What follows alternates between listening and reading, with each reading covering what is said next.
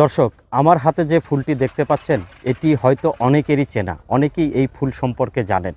অঞ্চল ভেদে এই ফুলকে বিভিন্ন নামে ডাকা হয়, যেমন ভাট, ভাইট, ভামট, বনজুই, ঘেটু ইত্যাদি।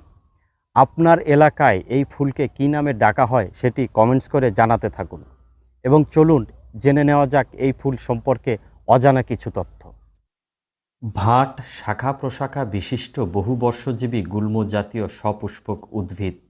এর বৈজ্ঞানিক নাম প্লোরোডেনড্রাম ভিস্কোমাস, ইংরেজি নাম হিলগেন্টারি বোয়ার ফ্লাওয়ার। ভাট ফুল 5টি পাপড়ি নিয়ে ফুটে থাকে। এই ফুলের সুবাস রাতে তীব্র হয়ে ওঠে। এর আদি নিবাস ভারতীয় উপমহাদেশ। শীতের শেষের দিকে এ ফুল ফুটতে শুরু করে এবং গ্রীষ্ম অবধি ফুল ফোটে। বিভিন্ন পতিত জমির পাশে, বিশেষ করে গ্রামীণ মেঠোপথের পাশে এই ফুল বেশি দেখা যায়। বসন্তের অপরূপ প্রাকৃতিক সৌন্দর্যের এক অবহেলিত উপাদান এই ভাট ফুল। তবে প্রকৃতিপ্রেমীদের কাছে এর ভালোবাসা ঠিকই রয়েছে। ভাট গাছ একটি ঔষধি গুণসম্পন্ন উদ্ভিদ। এর পাতার রস জ্বর দূর করে।